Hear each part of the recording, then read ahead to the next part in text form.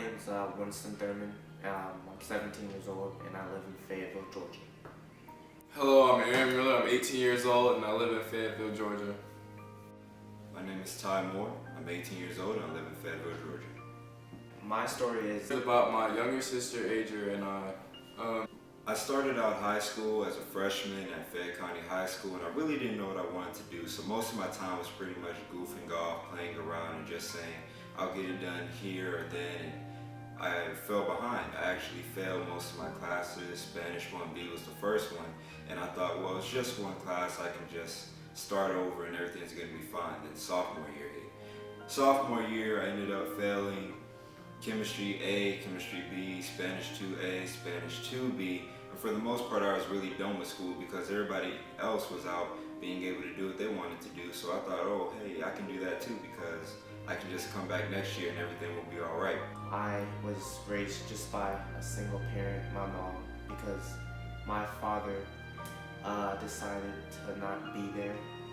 And growing up, like elementary mostly, it was hard just because, you know, during Father's Day, I didn't have a car to make, or like father-son activities like throwing a baseball.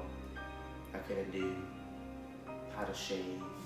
He didn't teach me. Like most of it I learned on my own or by my brother. Like mostly my brother was the role model I look up to. I've had the opportunity to grow up with her, and it's been an honor. We've been through so much. We've grown up together, and it's been great to see how she matured and started becoming a woman, and then like it was great for her to see how I grew up and started becoming a man. Well, what happened was my 11th grade year, they told me that I was going to be in the sophomore homeroom. So actually my 11th grade year was only one semester. It was the second semester. My first semester I was still in the sophomore homeroom, but that's when I found out about the JROTC program. And the only thing about the program that really changed me is they put me in the leadership role as squad leader of Echo Company. I was the third squad leader, and it was different because when you have people looking up to you to get something done, you have to hold yourself to a higher standard. So I couldn't walk around with C's and D's and F's. Now I had to hold A's and B's in order to hold my position and lead my squad.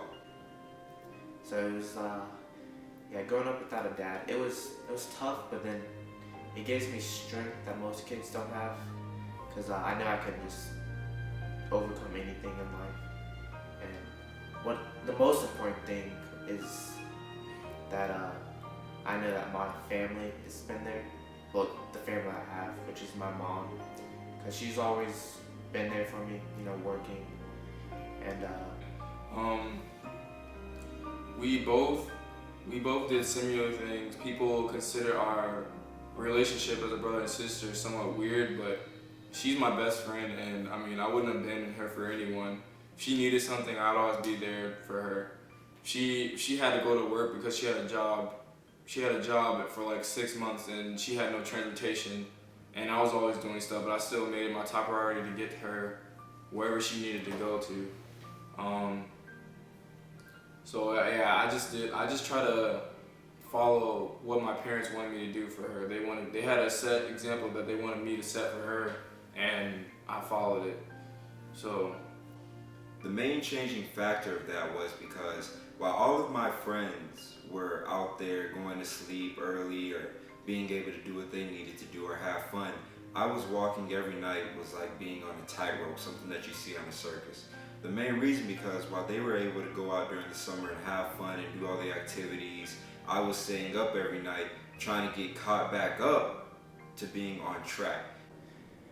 And school too, like getting good grades was always a thing I strive for, just because I wanted to take care of my mom when I got older. So just seeing her struggle was always something that I knew that didn't want to see when I grew up.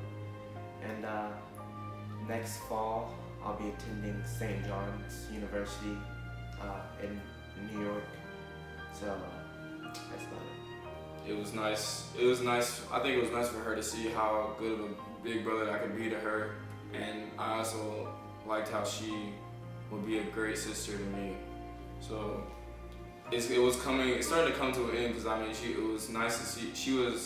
she had the opportunity to see me graduate, and I'm sure that was bittersweet for her. And now I'm gonna be attending University of Georgia in the spring, and I'm sure she's gonna be really sad about it, but we're still gonna keep that bond, and I can't wait to see when she graduates next year and to get the opportunity to see what she becomes in the near future. So I hope that we keep the bond and it grows stronger, and we will remain in touch for the coming future.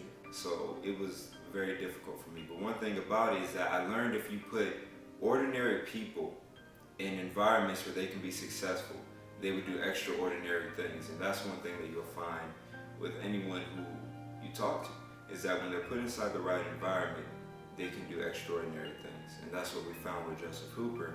And that's why I think you should give him the scholarship. Because he started off, he came in as a band member, and I actually did some band time with him with the marching band, and he was a kid who really was looking for his niche, he was looking for his way, but when he found it, when he was making all these videos, and I've kept up with him on his YouTube days, he found somewhere where he can be extraordinary and do extraordinary things. And I guarantee you, his innovative mind, as well as his question of how can I do this better, how can I continue, that intrinsic motivation is what's going to drive him to be successful. Not only using the scholarship and giving it a good name, but in any career choice that he chooses.